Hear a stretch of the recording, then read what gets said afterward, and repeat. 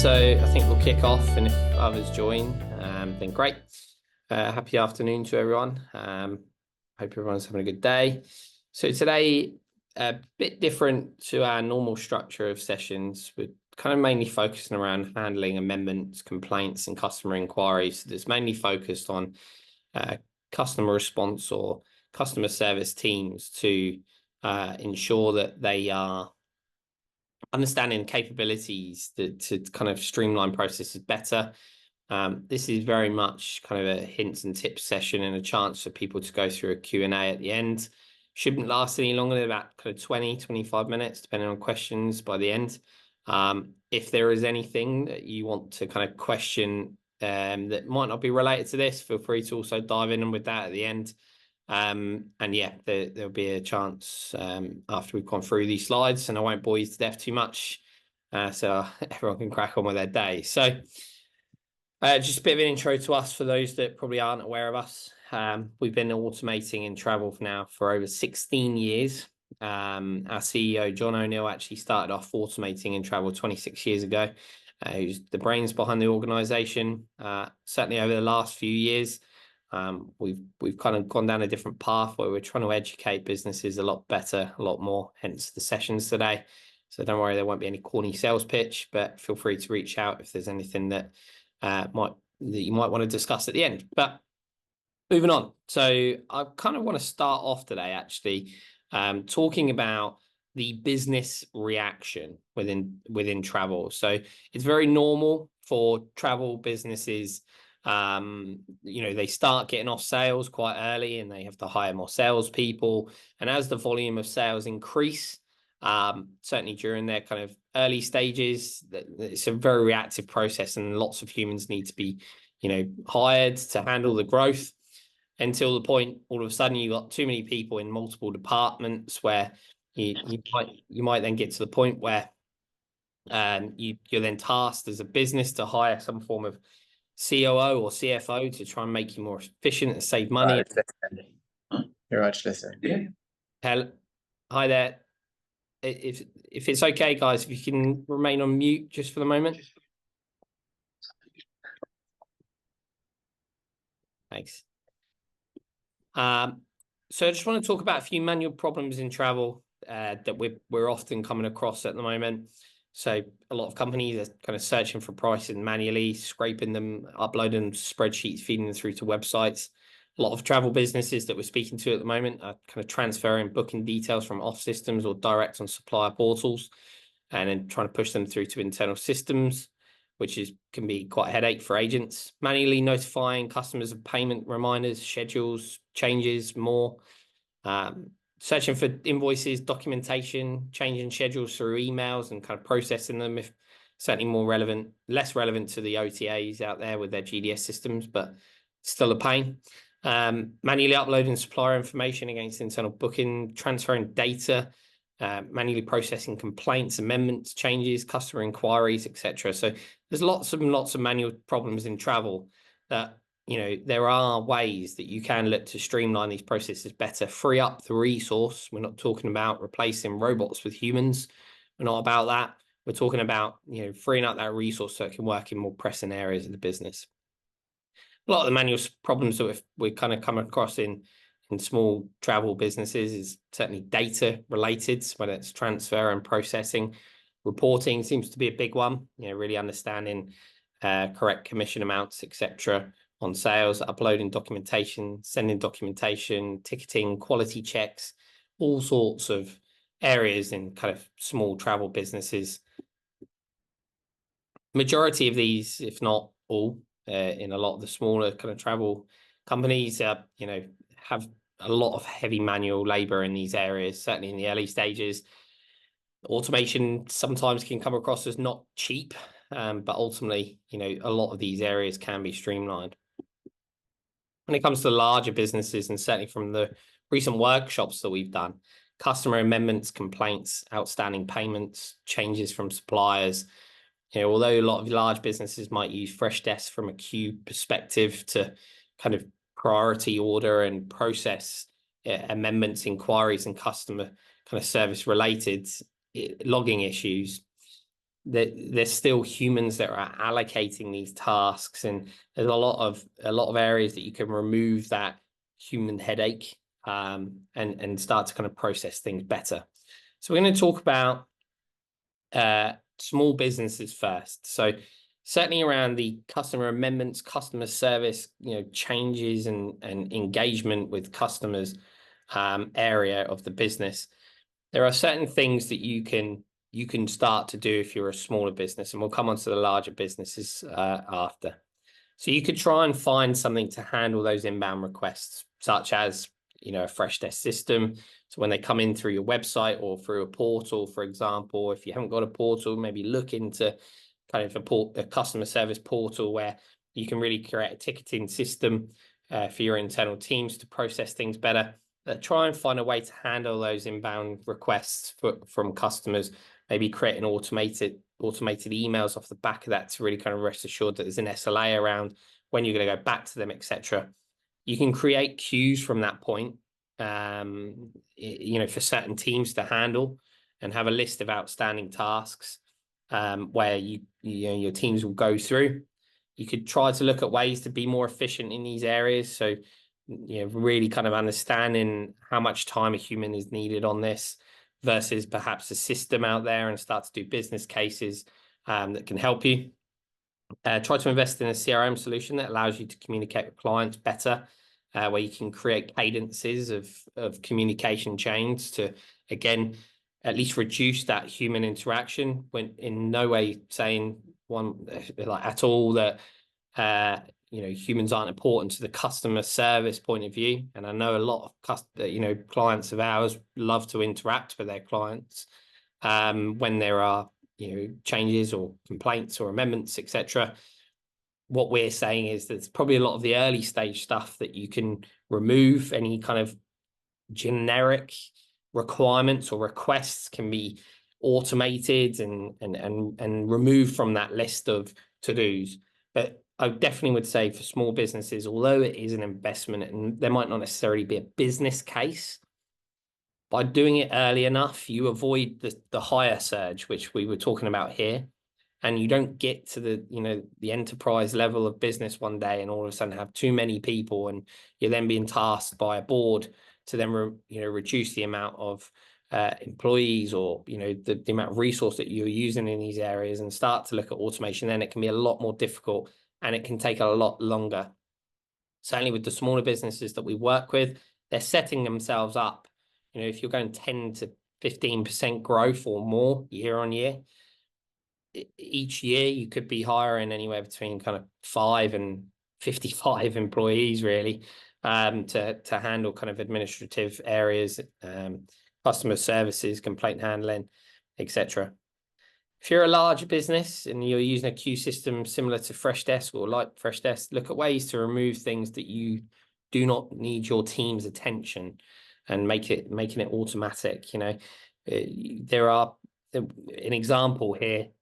We worked with a large business that had customer amendments going into a Freshdesk queue system, and then they had a human that was looking at individual tasks, looking at who needs more amendments assigned to them, and then the team that were handling the amendments were also then messaging on an instant message account to their team leader saying, "Hey, I've got no amendments to work on. Can someone assign me some?" And then after digging even further, we realized that some of the amendments or complaints, certain individuals within that team probably didn't have the capabilities of handling that particular scenario. So it had to be allocated to one person individually.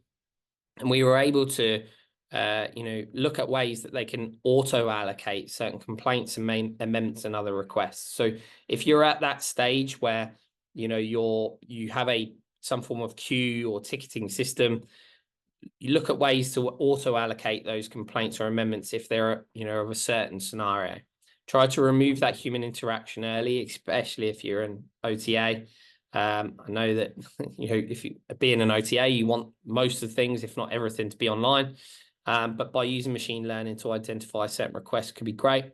And if you're at this stage where you feel like you're at this capacity level where it just will continue to just get bigger, feel free to book in a workshop with us to review all departments where we can identify ways to kind of free up and implement automation. But no more sales pitch from me on that one. But if what we normally say is if it's processed manually by a human, it can be processed by an RPA solution.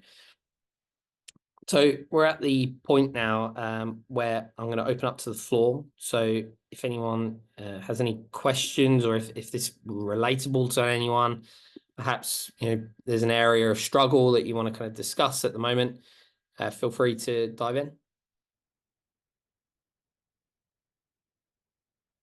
Anyone got any questions? Can I ask, does anyone use a similar queue system to handle complaints, amendments, or when it comes to Freshdesk? Or if someone's using a different process where they feel that they've mastered it, or maybe there's a part of it that they would like to change, but maybe it's a nice to have at the moment. No, well, it doesn't seem we've got a chatty bunch today, but yeah, I guess just to talk about other things, if we've got any OTAs that use any kind of GDS systems on the call. There was a particular scenario I came across yesterday, well, a couple of weeks ago actually now, where they're using Sabre. And although there is a queue system for things like schedule changes and certainly amendment requests as well, they still had to manually go in and remove or action a lot of these changes that didn't need any interaction with clients as well. So there are ways that you can look at kind of writing, getting robots to process certain changes, tasks in queues, even if it's in an existing queue system. Ed, I noticed you came off mute there. Hi, Joe. Do you have a question? Yeah, you're right. Well, just a plug for you guys, really. So I'll give you a bit some support on this one, and generally, always interested in how we can, as you say, get a robot to do things that a human can do with the same level of efficiency, etc., or increase speed, and redeploy other people onto much more interesting tasks. But I just thought I'd plug Traverse for a second, because I know I've not actually met you, Joe, and so you haven't. I'm not a plant here, but we work with Traverse quite a fair bit on different things. One thing that you guys did for us that was excellent last year is we were handling flight change emails manually. So we had essentially an Outlook inbox.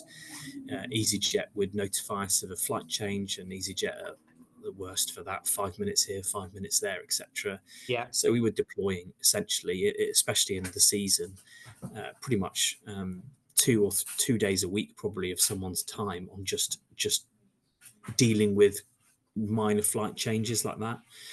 Entering into our reservation system, sending out emails, etc.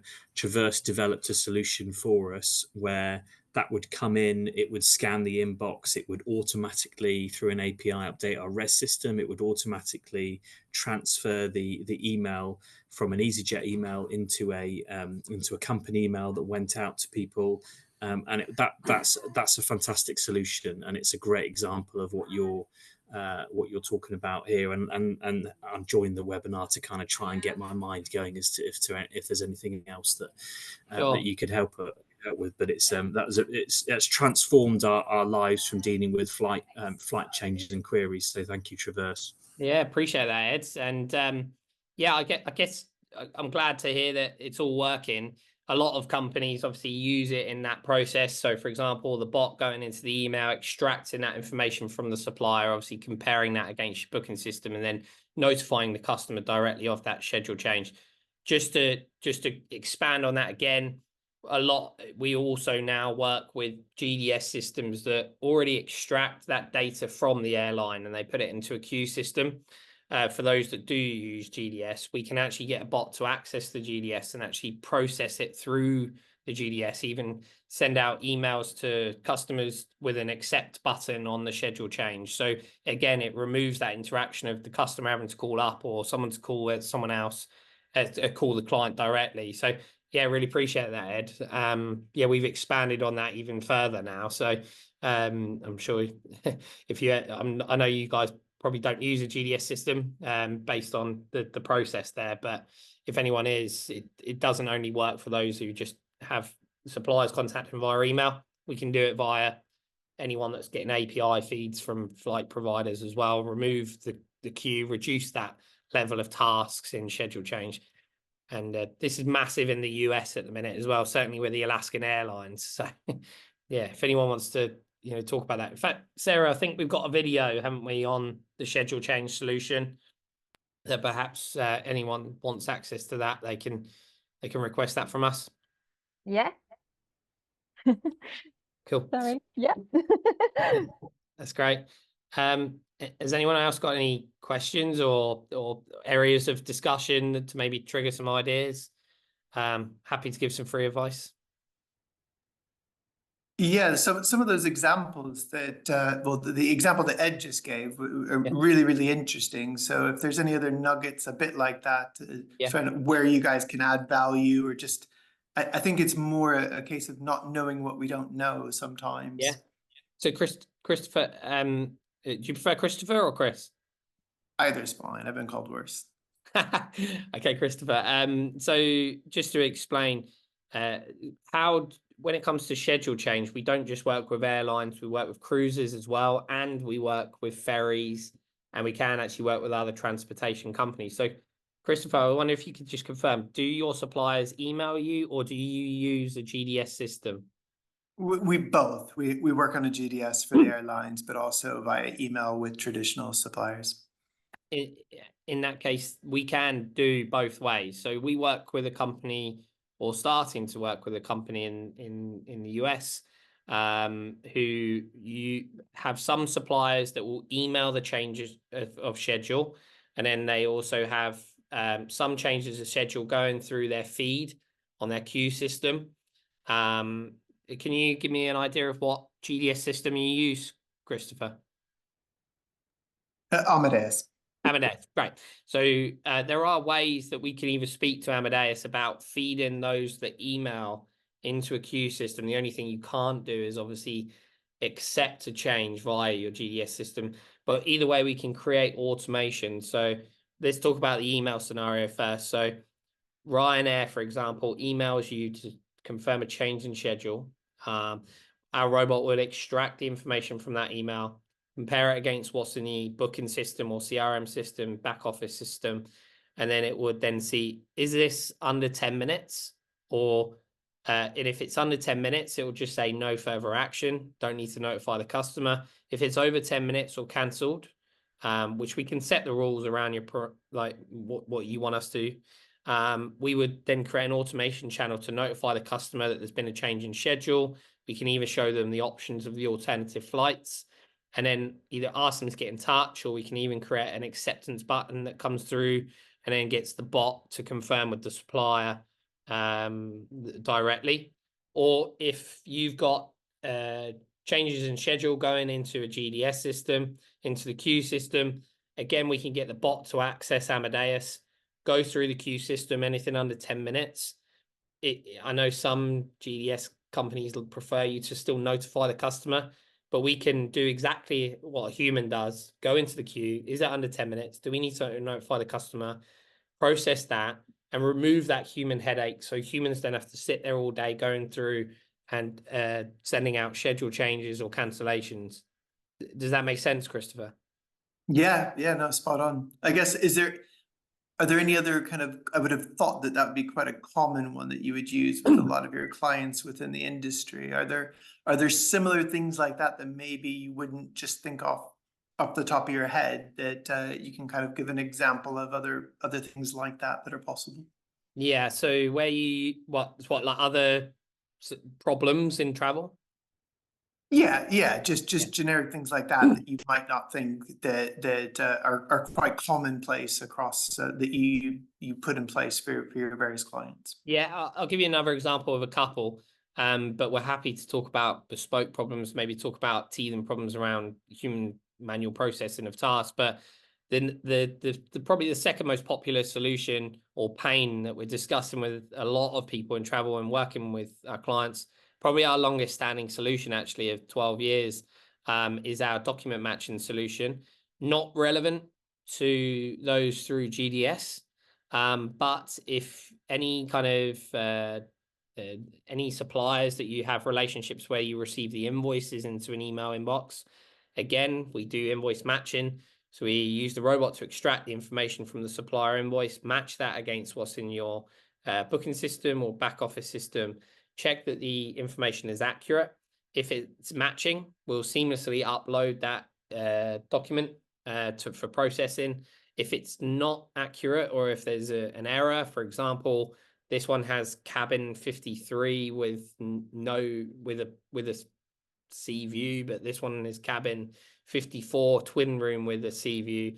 That's an inaccuracy. So we need to check that with the supplier. That's then raised as an exception. So the humans won't have to process the documents. They would just simply check the exceptions daily, which again, we've worked out that a human can handle roughly around about 15,000 documents per year, whether that's schedule change documents or invoices.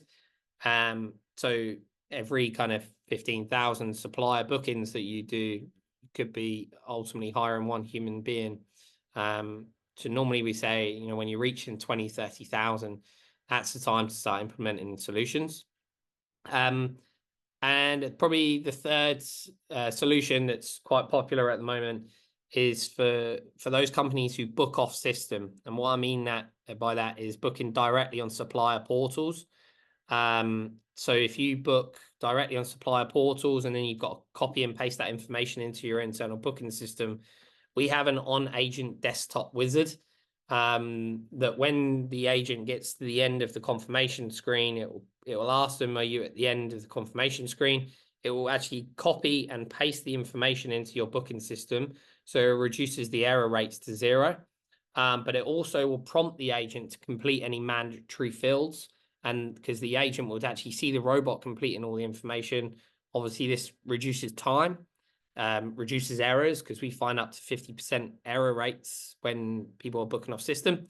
And this sits on the agent's desktop as well. It's easy to use. It's trainable. It's not hard to use, basically. So yeah, so that's probably the other two areas in addition to schedule change that we're really making a difference. Other areas are quality checks. If you've got any quality check queues, done a lot of this. Call center automation. This is another big area. But yeah, I hope that helped. That was very helpful. Thank you very much.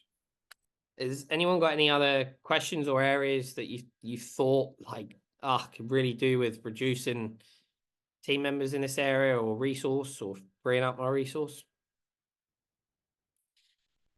Okay, well, guys, if you enjoyed today's session, feel free to join us on the next one. If there are areas, appreciate your comments there, Ed, today as well. Thank you for that. If there are any areas that anyone wants to speak about on a kind of a one-to-one basis, feel free to either book through this website or reach out to whoever got you here today. And we can get some time in and give you some free insight on a one-to-one basis. But thanks everyone for your time today. I really appreciate it.